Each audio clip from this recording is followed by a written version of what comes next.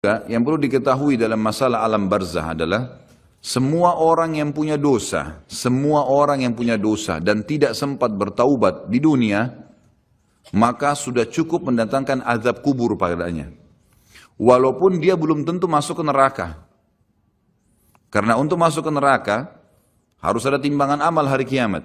Beda kalau orang kafir dan orang musyrik. Orang munafik itu tidak ada lagi timbangan amal. Mereka sudah langsung diseret ke dalam api neraka. Ditimbang amal ini adalah orang-orang yang beriman. Orang yang beriman kepada Allah tapi masih punya dosa, maka ditimbanglah amalnya. Melalui timbangan ini nanti dilihat, kalau amal baiknya lebih banyak, maka dia masuk ke dalam surga. Kalaupun amal buruknya lebih banyak, masih dilihat lagi, apakah Allah masih mau memaafkan dia, atau misalnya dia masih bisa mendapatkan syafaat saudara-saudaranya, kerabatnya, orang yang kenal dia, atau Rasulullah SAW sendiri, bisa saja. Jadi dia bisa saja selamat ke surga. Jadi untuk masuk ke neraka itu ada proses. Tapi azab kubur nggak ada prosesnya. Siapapun meninggal punya dosa, teman-teman sekalian, hati-hati. Sekecil apapun dosa itu sudah cukup mendatangkan siksa kubur.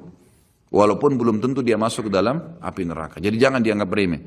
Makanya kisah yang masyhur berhubungan dengan masalah ini adalah kisah Utsman bin Affan radhiyallahu anhu yang pernah menziarahi kuburan lalu terisak-isak menangis seperti anak kecil.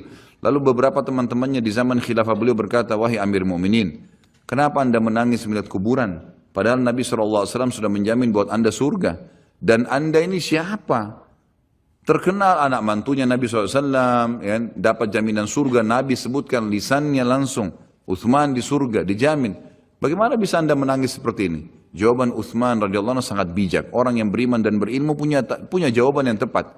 Dia mengatakan Rasulullah SAW menjamin buat saya surga, tapi tidak menjamin saya selamat dari siksa kubur. Dari mana jaminan saya disiksa dulu di kubur? Nanti saya masuk surga, betul. Tapi di kubur disiksa dulu karena masih ada dosa. Maka pemahaman yang dikeluarkan oleh para ulama tentang tadi saya bilang, dosa itu sekecil apapun sudah cukup untuk membuat adanya siksaan, gitu kan? Itu karena pernyataan Utsman bin Affan yang menyebutkan statement tadi. Gitu kan? Jadi kita harus memahami poin ini teman-teman sekalian. Makanya jangan pernah tunda minta maaf sama orang. Jangan pernah tunda mengembalikan haknya orang lain. Jangan pernah menganggap remeh dosa-dosa kecil. Tidak boleh sama sekali. Karena kita akan lihat nanti salah satu penyebab azab kubur adalah tidak cebok pada saat kencing. Masalah kecil. Yang dianggap kecil oleh orang. Gitu kan? Banyak orang anggap remeh. Maaf, banyak saudara-saudara kita yang membawa taksi, kendaraan umum di luar sana, kemudian kadang-kadang kita lihat di pinggir jalan kebelet kencing, main mampir sembarangan saja, ya, kencing sembarangan, tidak membersihkan dirinya, ini berbahaya, penyebab azab kubur. Kata ulama, kalau kencing saja itu sudah menjadi penyebab, bagaimana dengan buang air besar, bagaimana dengan orang junub tidak mandi, bagaimana dengan hal-hal yang lebih besar lagi, gitu kan? Karena memahami hukum-hukum syari seperti ini, kalau hal yang kecil saja dilarang, berarti hal yang besar lebih pantas untuk dilarang. Kalau hal kecil saja mendatangkan azab, berarti hal yang lebih besar lebih pantas mendatangkan azab. Jadi harus hati-hati, gitu kan? Kalau amal ibadah kecil kita kerjakan sudah besar pahalanya, bagaimana dengan amal yang wajib misalnya atau amal yang besar yang kita kerjakan? Kalau umrah fadilahnya besar, berarti haji lebih besar. Kalau sholat sunnah besar, tahajud, maka sholat 5 waktu lebih besar pahalanya, dan seterusnya. Jadi poin-poin ini dalam mukaddimah kita harus difahamin baik-baik, gitu kan? Terutama yang terakhir saya ucapkan tadi, hati-hati teman-teman sekalian. Saya juga tahu diri saya pasti punya salah, tapi saya mengajak diri saya dan jemaah sekalian untuk beristighfar kepada Allah, bertaubat. Jangan tunda pengembalian haknya orang lain, meminta maaf kalau punya kesalahan. Jangan tunda-tunda, jangan bilang nanti Idul Fitri baru saya minta maaf. Nggak ada perintah dalam agama seperti itu. Sebelum pejamkan mata nanti malam minta maaf semua. Dan orang cerdas adalah orang yang tidak menyiapkan musuh pada hari kiamat. Hati-hati. Jangan siapkan musuh siapapun dia. Jangan pernah caci maki orang lain, jangan pernah anggap remeh orang lain. Sampai Hasan Basri rahimahullah waktu ditanya tentang definisi tawadhu, apa itu tawadhu? Karena Nabi SAW mengatakan, jadi ulama-ulama di Irak sering kumpul membicarakan hal-hal yang mungkin bagi orang awam dianggap biasa gitu. Tapi bagi mereka bobotnya besar. Ulama-ulama Irak berkumpul dan Hasan Basri juga hadir situ rahimahumullah. Lalu mereka berkata, malam ini kita diskusikan tentang definisi tawadhu. Karena Nabi SAW mengatakan man tawadhu lillahi rafa'ahullah dalam hadis sahih riwayat Imam Ahmad dan Abu Daud. Siapa yang bertawadhu kepada Allah, merendah karena Allah, Allah akan angkat derajatnya. Maka setiap orang ulama memberikan definisinya masing-masing sampai akhirnya tiba di giliran Hasan Basri rahimahullah, mereka berkata, wahai apa pendapat anda wahai ayahnya Abdullah? Ya. Maka Hasan Basri mengatakan kalian sudah memberikan banyak sekali definisi. Kalau menurut saya tawadhu ialah jangan kau lihat siapapun muslim di depan matamu, ya, kecuali kau sudah langsung menanamkan dalam dirimu kalau dia lebih baik daripada kamu. Itu tawadhu. Siapapun dia. Mau dia cuma mungut-mungut sampah di pinggir jalan, mau dia cuma ini, mau dia cuma itu, tetap kita harus menganggap dia lebih baik daripada kita. Sehingga tidak ada celah untuk menganggap diri kita lebih baik. Dan akhirnya muncul kesombongan. Karena hadis jelas. Hadis yang sahih mengatakan siapa dalam hatinya seperti biji sawi dari kesombongan, maka tidak akan mencium bau surga. Berat, gitu kan? Makanya kita harus kemas diri kita dengan ketawadhuan itu misalnya. Kita merendah. Maka harus ini, ya, kembalikan semua hak-hak orang, minta maaf, kalau pernah mengambil barang orang yang tidak jelas, kembalikan, kalau tidak, sedekahkan sejumlah itu, semua selesaikan, jangan ada masalah, ya, jangan pernah ada masalah, jangan siapkan musuh. Imam Bukhari rahimahullah pernah berhenti berburu hanya karena meleset anak panahnya kena pagar tetangganya, gitu kan? Diajak teman-temannya kita memanah yuk, berburu, beliau senang berburu. Kemudian pada saat beliau lagi latihan panah, ternyata anak panahnya sempat mencuil sedikit pagar kayu tetangganya. Lalu dia panggil gulamnya, gulam ini kayak pembantunya, sampaikan ke teman-teman saya kalau saya tidak jadi memanah, saya tidak jadi berburu, dan sampaikan kepada tetangga kalau Bukhari minta maaf. Muhammad namanya tentu, Muhammad minta maaf, gitu kan. Sampaikan dan siap mengganti pagar yang rusak itu. Begitu pembantunya Imam Bukhari datang ke tetangga tersebut lalu berkata, ya, Syekh Imam Bukhari menyampaikan maaf karena pagar anda tercuil diperlihatkan. Lalu tetangganya tersenyum dan berkata, jangankan pagar saya, rumah saya semua buat Imam Bukhari. Saya tidak perhitungan dengan masalah itu. Waktu pembantunya Imam Bukhari kembali ke rumahnya, apa yang terjadi? Lihat orang soleh dan orang beriman, tahu dan yakin dengan adanya siksa dan azab kubur, tahu ada akhirat dan hisab. Maka apa yang terjadi? Imam Bukhari sujud syukur kepada Allah, kemudian bersedekah sekian ribu dirham, hanya karena tidak jadi ada musuh dari tetangga yang dia cuilkan pagarnya. Coba teman-teman, berapa banyak sendal yang ngantung injak? Hah? Berapa banyak air yang kepercik kena orang lain? Berapa banyak ini, berapa banyak itu? Berapa banyak yang kita anggap remeh mengambil karena teman punya dan seterusnya. Ini hati-hati. Jangan siapkan musuh hari kiamat. Azab kubur datang kepada siapapun yang masih punya dosa. Dan dosa ada hubungannya dengan Allah subhanahu wa ta'ala, ada hubungannya dengan makhluk. Kalau berhubungan dengan Allah Azza wa Jalla, kita bertaubat kepada Allah. Allah Maha Pemurah. Dia akan terima taubat hamba-hambanya asal ikhlas. Tapi dengan makhluk nggak bisa. Mencuri, menggunjing, memfitnah, ya, mengambil, memakan, ya, merusak namanya orang lain. Ini nggak boleh. Ini harus selain taubat kepada Allah, meminta maaf kepada orangnya. Nah, ini tidak boleh ditunda ini. Nggak ada gengsi di sini. Jadi ini manfaat yang sangat besar dalam mukaddimah pembahasan masalah azab kubur. Kita dengarkan dalilnya. Dalil-dalil naqli secara wahyu disebutkan oleh Syekh Abu Bakar rahimahullah. Yang pertama berita dari Allah subhanahu wa ta'ala tentang kenikmatan dan azab kubur. Seperti di dalam firman-Nya disebutkan, surah Al-Anfal ayat 50-51. A'udzu billahi minasyaitonir rajim. Walau tara idh yatawaffal ladina kafarul malaikatu yadribuna wujuhahum wa adbarahum wa dhuqu adzabal hariq. Dzalika bima qaddamat aydikum wa anna Allah laisa bidhallamin lil 'abid. Kalau kamu melihat, kalau seandainya kalian bisa melihat, kata Allah Azza wa Jal, bagaimana para malaikat mencabut jiwanya orang-orang kafir dan memukul, seraya memukul muka dan belakang mereka, bokong mereka. Dan dikatakan pada saat itu, rasakanlah oleh kalian siksa neraka yang membakar. Tentulah kalian akan merasa ngeri. Demikian itu disebabkan oleh perbuatan tangan kalian sendiri. Sungguhnya Allah sekali-kali tidak menganiaya hambanya. Kata ulama tafsir yang dimaksud adalah pada saat dicabut ruhnya, dihantam wajah dan bokongnya, kemudian dirasakan rasa panas. Pada saat dimasukkan ke kuburan, dia akan merasakan juga panasnya api sampai dibangkitkan pada hari kiamat. Ini makna tafsir dari ayat. Juga dihubungkan dengan yang lainnya adalah Allah subhanahu wa ta'ala menutup ayat ini sambil berkata, itu karena perbuatan tangan kalian sendiri. Kata ulama tafsir, Allah Azza wa Jalla dengan kemahamurahannya, walaupun orang kafir, Fir'aun menantang Allah menganggap dirinya Tuhan, masih didakwahi dan sampai detik terakhir sebelum dia ditenggelamkan masih diberikan kesempatan untuk taubat. Makanya kata Nabi SAW, wala yahliku illa halik, tidak ada orang yang masuk neraka kecuali orang yang bobrok. Karena sampai dia mau meninggal, sinyal Allah terus datang untuk taubat. Baik dari lisannya orang lain kah, fenomena yang terjadi kah, ada saja. Maka orang yang cerdas harus bisa mengambil pelajaran. Teman-teman, ulama juga menitikberatkan begini. Setiap azab Allah akan datang yang besar, Allah selalu datangkan azab yang kecil sebagai peringatan. Sebelum seseorang itu rubuh hotelnya, terbongkar aibnya karena dia berzina, akhirnya dibuka orang seluruh dunia bisa melihat. Maka pada saat pertama dia mau berzina, Allah subhanahu wa ta'ala tanamkan rasa takut dalam dirinya. Khawatir ketahuan. Tangkap tak sinyal itu? Enggak, tetap ngotot jalan. Baik, setelah itu Allah subhanahu wa ta'ala buat pasangannya telepon. Ada temannya telepon, gitu kan? Atau pasangan yang sedang dia akan ini juga begitu. Tetap juga tidak mau. Maka mungkin digerebek pada saat dia masuk di hotel, kemudian ketahuan, dipublikasikan oleh polisi, masih juga diulangin, maka sekalian Allah rubuhkan tempat itu dengan gempa, kemudian terbongkar lebih besar aibnya. Seperti pernah terjadi di Mesir begitu. Akhirnya rubuh sebuah hotel yang memang selalu dipakai untuk zina, dan banyak sekali, subhanallah, dengan hikmah Allah, orang-orang yang berzina meninggal sementara mereka lagi berzina dan tidak rusak badannya di hotel itu, sementara hotelnya hancur. Allah datangkan azab yang besar setelah datang tahapan-tahapan yang kecil. Harus sadar. Allah juga datangkan keimanan yang sangat besar setelah kita berusaha mendatangi iman-iman yang kecil. Gitu kan? Berbuat dulu amal-amal soleh, nanti Allah akan datangkan keimanan. Terus kita jaga, akan datang keimanan yang besar sekalian. Yang akhirnya kita sudah betul-betul siap untuk berkorban di jalan Allah subhanahu wa ta'ala.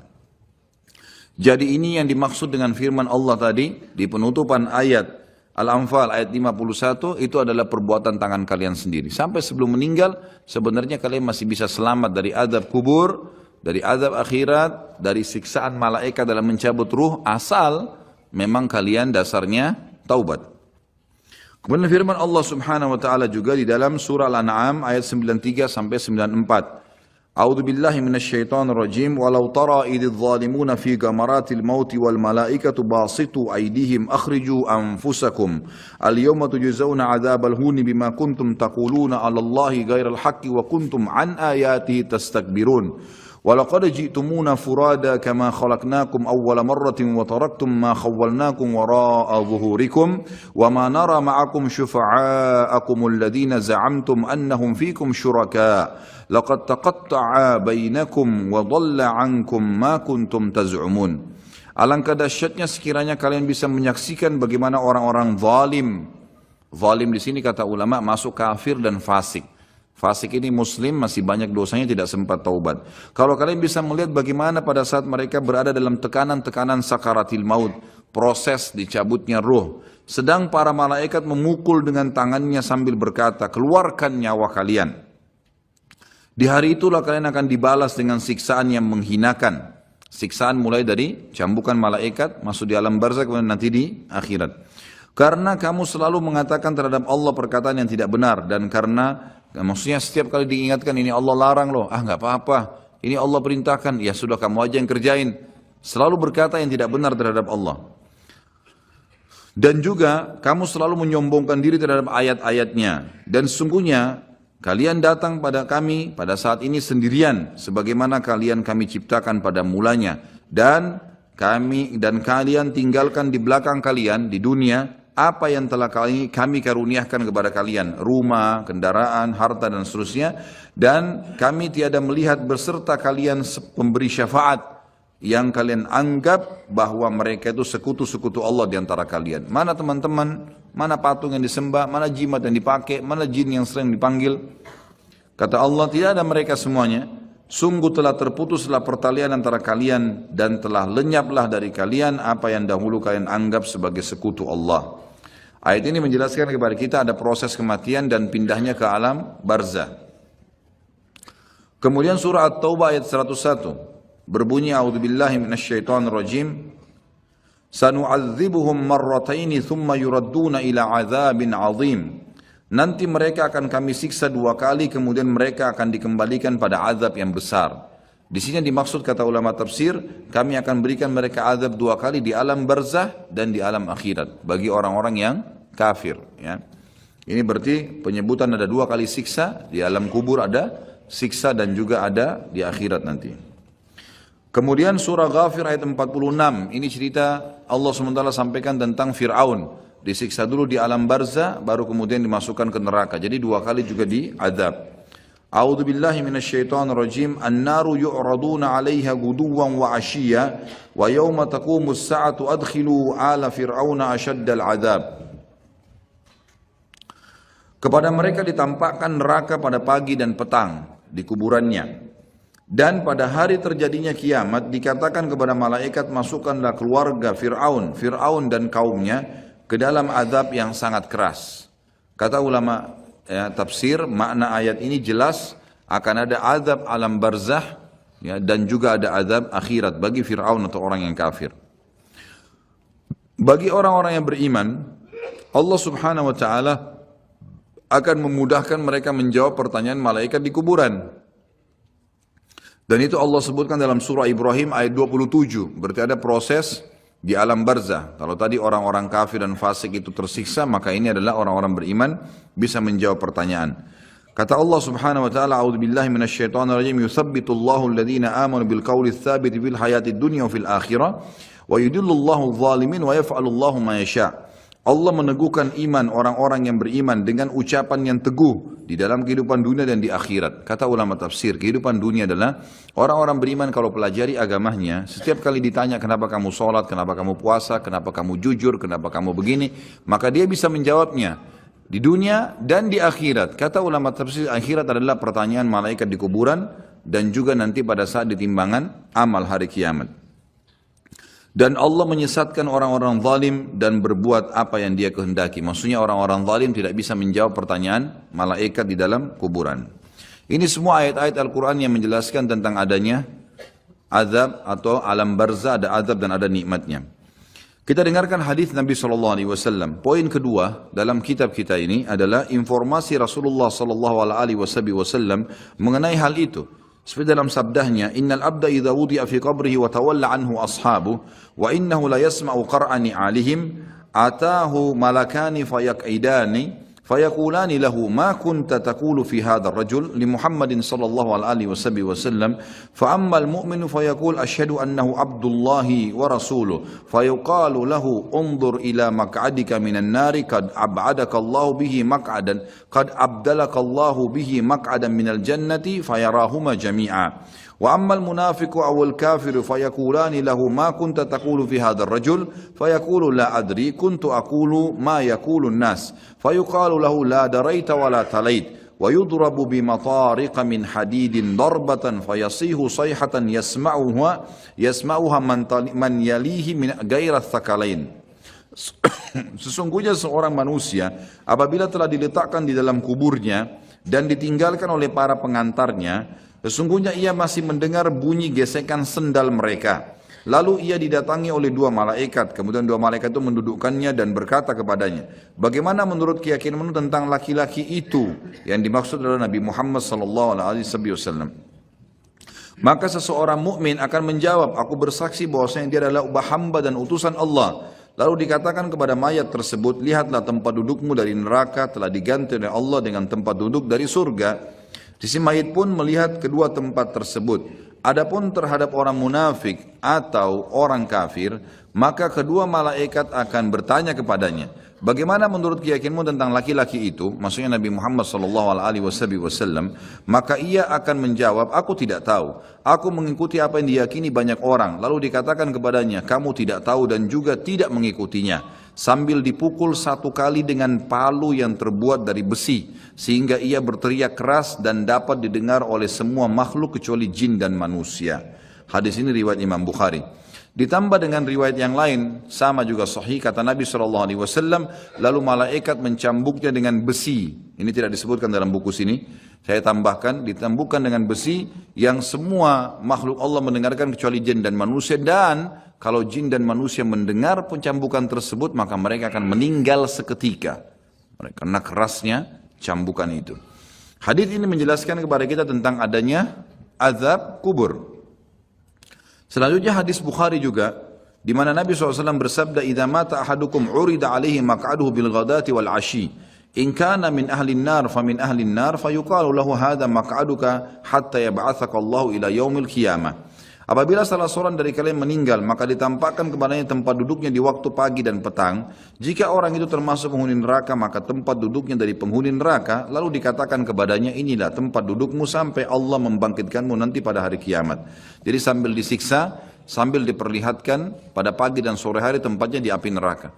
Perlu kita tahu juga, ulama memberikan gambaran setiap manusia, beriman atau kafir, mereka punya tempat di surga dan di neraka. Kita semua ini punya tempat di surga dan di neraka. Dua-duanya kita miliki. Fon diambil dulu. Jadi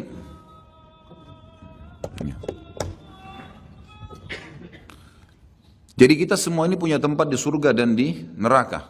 Punya tempat di surga dan di neraka. Kalau seseorang mukmin meninggal dunia, maka tempatnya di surga ditempati oleh dia dan tempat di neraka diberikan kepada orang kafir.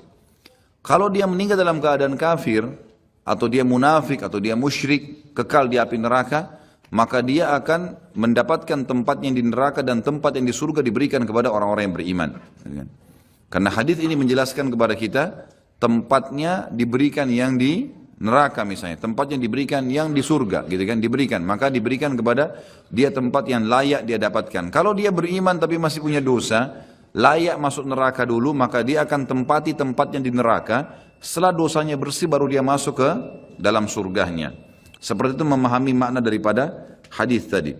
Kemudian juga ada hadis yang lain, tidak disebutkan dalam buku ini, saya sebutkan, kata Nabi SAW, kalau seseorang mukmin meninggal dunia maka akan datang kepadanya 3 sosok malaikat. 2 malaikat rahmat kiri kanan membawa kain kafan dari surga, dan 1 malaikat maut diubun-ubun kepalanya yang mengatakan kepadanya, hai jiwa yang baik, kembalilah kepada rahmat dan pengampunan Tuhanmu. Maka ruhnya keluar lebih mudah daripada air dari mulut kendi. Kemudian ditangkap oleh malaikat rahmat dan dibungkus dengan kain kafan dari surga, lalu dibawa ke langit. Begitu menembus 7 lapis langit, setiap malaikat di langit berkata kepada malaikat rahmat, siapa ini?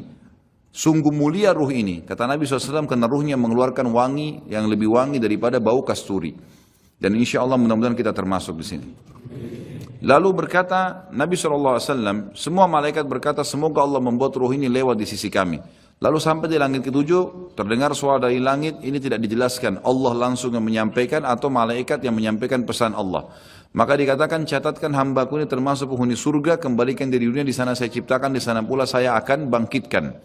Diantarlah jenazahnya, ruhnya bersama jenazahnya diantar oleh kerabatnya, lalu 3 langkah pengantar masih meninggalkan tempat tersebut, dia masih mendengar suara sandal mereka. Sampai setelah 3 langkah, maka malaikat datang mendudukkan dia lalu bertanya, siapa Tuhanmu, siapa nabimu, apa kitabmu? Kalau dia orang mukmin, dia menjawab sebagaimana tadi dalam Al-Quran yang disebutkan dalilnya ya, yang dalam surah Ibrahim ayat 27 itu. Kata Nabi SAW, kalau kalian mau bacalah ayat itu, yuthabbitullahu alladhina amanu bil qawli tsabit fil hayatid dunya wa fil akhirah. Al-ayah. Allah akan tetapkan di lisan orang-orang beriman untuk menjawab pertanyaan di dunia dan juga di akhirat. Akhirat termasuk alam barzah. Maka dia jawab, Tuhanku Allah, Nabiku Muhammad, kitabku Al-Quran. Setelah itu dibukakan baginya pintu neraka. Dia ketakutan melihat azab, siksaan, orang teriak, api yang berkobar-kobar, luar biasa. Sebagaimana juga nanti akan kita bahas kalau membahas masalah neraka. Neraka itu nanti akan penuh, ya, akan penuh tergenang dengan nanah dan darah penghuni neraka. Dan akan menjadi minuman dan makanan penghuni neraka itu sendiri. Na'udzubillah. Maka dia ketakutan, lalu kata malaikat, lihatlah dari apa Allah selamatkan dirimu. Dulu kau bisa masuk sini, tapi karena kau patuh, kau beriman, beramal soleh, kau selamat. Ditutup, dibuka pintu surga, dayang-dayang, permadani, istana, buah-buahan. Dia kagum, kata malaikat, ini tempat kau sekarang. Maka dia pun berdoa mengatakan, ya Allah cepatkan waktu karena aku ingin masuk ke dalam surgaku. Lalu kemudian datang di sebelahnya orang yang tampan, bajunya bersih, badannya wangi. Lalu dia kagum mengatakan, siapa kamu ini? Kata dia, saya amal baik yang akan menemani kau sampai hari kiamat. Salat anda, ini hadir di majelis ilmu seperti ini, puasa, sedekah, bakti dengan orang tua, kerjakan saja itu sampai mati, insya Allah akan menemani kita di kuburan.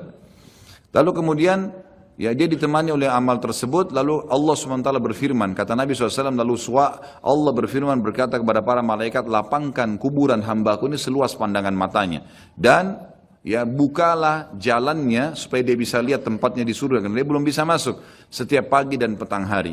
Lalu jadilah kuburannya taman dari taman surga. Gitu. Kemudian sebaliknya kalau orang fasik atau orang kafir, fasik orang yang banyak dosanya, tidak sempat taubat tadi, dan orang kafir, prosesnya sama, datang malaikat maut diubun-ubun kepalanya dan dua malaikat kiri kanan azab, penyiksa bawa kain kafan dari neraka, lalu malaikat maut berkata, hai jiwa yang busuk keluar kepada murka Tuhanmu. Maka dia berserakan di tubuhnya nggak mau keluar, malaikat pun menarik dengan keras sambil berkata, kau pasti akan keluar. Maka ditariklah dengan keras seperti bulu domba yang dibasahkan, dililitkan di pohon berduri lalu ditarik dengan keras sehingga berantakan bulu domba itu.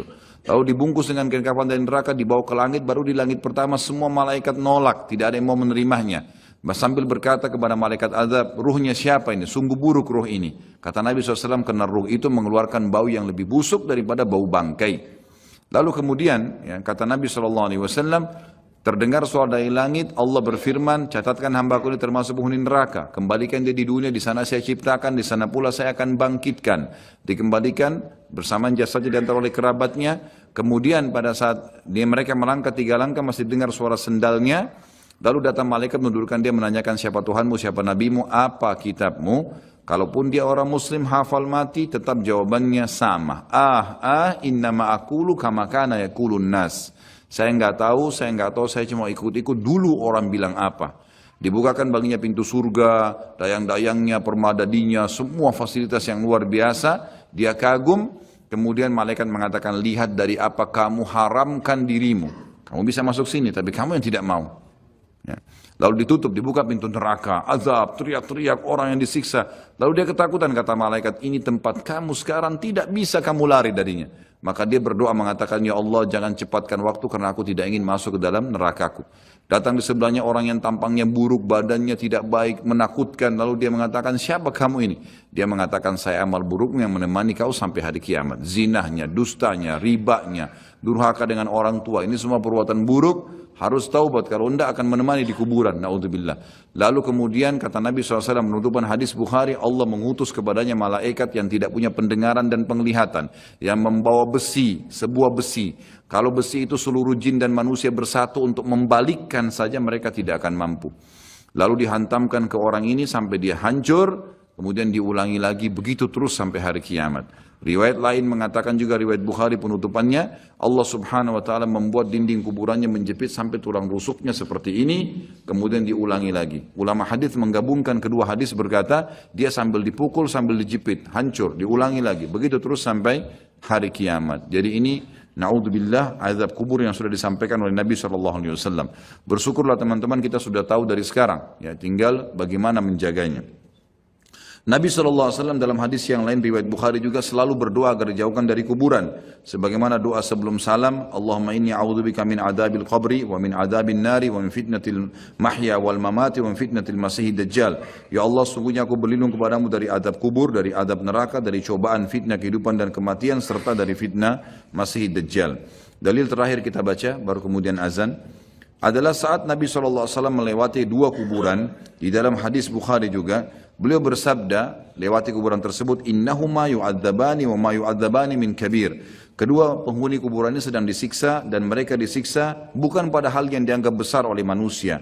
Thumma qala, bala amma ahaduhuma. Lalu beliau berkata, sebenarnya itu bisa dikategorikan dosa besar. Kalau salah seorang dari mereka, fakana yas'a bin namima, karena suka mengadu domba. Wa ammal akharu fakana la yastatiru min bauli. Yang satunya lagi tidak bersuci pada saat dia sedang kencing. Yang terakhir dalil nakli adalah poin ketiga, berimannya jutaan para ulama, orang-orang soleh dan orang-orang mukmin dari umat Nabi Muhammad SAW dan umat-umat yang lain kepada adanya azab kubur dan kenikmatannya serta segala apa yang diriwayatkan berkenaan dengannya. Silakan azan dulu, insyaallah baru kita lanjutkan. Atau kiamat mempunyai konsekuensi iman kepada adanya azab dan kenikmatan kubur. Kalau kita sudah bahas di pasal-pasal sebelumnya, beriman kepada Allah di 4 pasal, dan beriman kepada malaikat-malaikat di pasal kelima, kemudian terus beriman kepada kitab-kitab, maka ini ada juga beriman kepada hari kemudian yang sudah kita bahas sebelumnya. Ini semua memiliki konsekuensi juga sama, adanya beriman kepada azab dan kenikmatan kubur serta segala yang berkenaan dengannya. Sebab semua masalah itu termasuk masalah gaib, maka barang siapa beriman kepada sebagiannya, maka secara akal sehat ia wajib dan harus beriman kepada sebagian yang lain. Ini secara akal. Yang kedua, masalah azab kubur atau kenikmatannya atau apa saja yang terjadi di dalamnya seperti pertanyaan kedua malaikat bukan hal yang dinafikan oleh akal atau dianggap tidak mungkin, bahkan sebaliknya. Akal sehat pasti membenarkannya dan memberikan kesaksian akan kebenarannya. Artinya tidak ada sesuatu yang membuat orang menolaknya. Ya, karena itu bisa ditangkap. Bagi orang beriman dia bisa menangkapnya. Karena banyak hal-hal yang tidak kelihatan dengan mata itu bisa ya ada seperti perasaan manusia. Juga nanti akan beliau titik beratkan. Poin ketiga secara akal, menguatkan poin kedua adalah orang yang tidur kadang bermimpi tentang sesuatu yang membahagiakannya. Ia merasakannya dan menikmati pengaruh pada jiwanya. Hal ini ia akan bersedih dan prihatin jika ia terbangun di saat sedang asyik bermimpi. Sebagaimana ia juga kadang bermimpi tentang sesuatu yang ia tidak suka dan ia merasa terganggu. Di mana ketika ia terbangun, ia bersyukur kepada orang yang membangunkannya. Kalaulah ada seseorang yang membangunkan di saat ia sedang merasakan kenikmatan atau merasa terganggu di dalam tidurnya yang benar-benar sedang terjadi pada jiwanya, bahkan ia terpengaruh dengannya, padahal itu adalah hal yang tidak dapat diketahui dengan mata atau tidak kelihatan dengan mata telanjang dan tidak dapat kita saksikan secara kasat mata dan tidak pula ada seorang yang mengingkarinya. Maka bagaimana azab kubur dan kenikmatannya diingkari padahal ia sangat mirip dengan mimpi? Atau kesimpulannya adalah, ini sebagai penutup poin ketiga terakhir, adalah kata para ulama, orang yang hidup di dunia pada saat dia meninggal seperti orang yang bangun dari tidur. Jadi pada saat dia tiba-tiba melihat malaikat maut datang, maka seperti orang yang tidur kaget. Disitulah dia melihat kehidupan yang sebenarnya. Malaikat datang mencabut ruhnya, semua fakta yang disampaikan secara wahyu dia akan lihat. Dan semenjak itu dia akan menghadapi kehidupan yang abadi. Tidak ada lagi kematian. Karena mati cuma satu kali. Jadi seperti orang yang baru bangun tidur dan akhirnya dia kaget. Seperti itulah orang yang menghadapi kematian.